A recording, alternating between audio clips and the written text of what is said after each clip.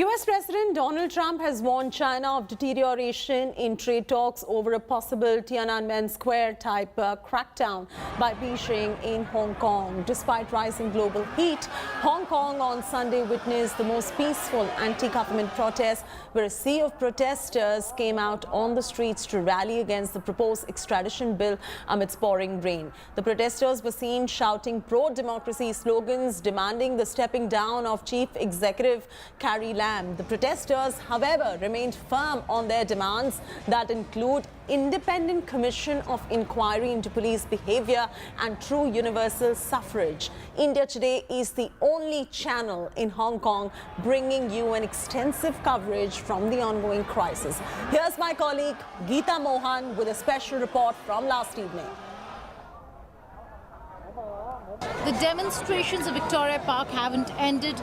A lot of people have gathered out here at Admiralty, outside the government buildings.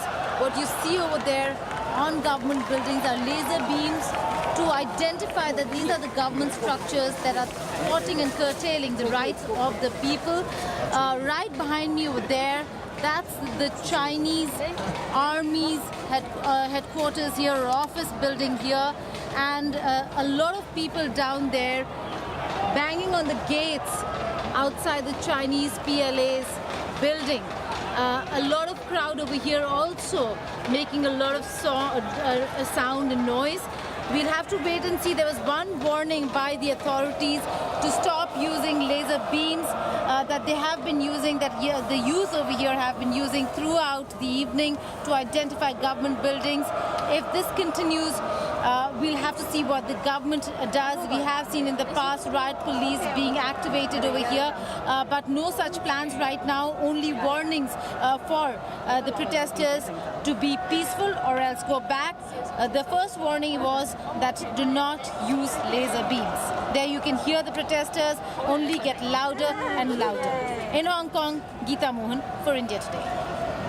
Geeta Mohan also spoke to observer of Hong Kong human rights monitor Lau Yuk Kai, who remained highly critical of government's action and approach towards the people. Here's a look.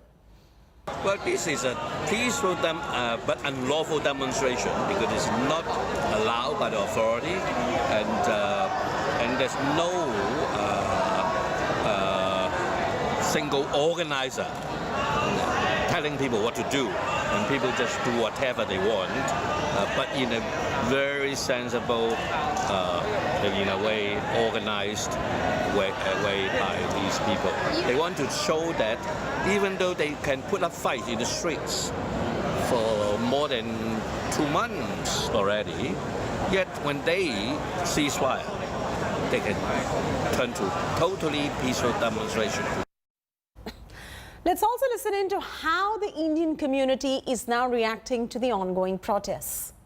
Has work been affected? Have you guys taken off on days that you think that there's going to be a major movement or protest when you work out of home? Is that an option? Do you get that option? And have you taken that option? No, actually, I'm not disrupted in any way. But some people, they say they are asked to work from home when the protesters are in the particular area of their work. And I just want to compare this with the Marina movement, the Marina Revolution, because there also no leaders were there, but it was a strong protest. And similar to that, actually, I think Hong Kong is also doing the same.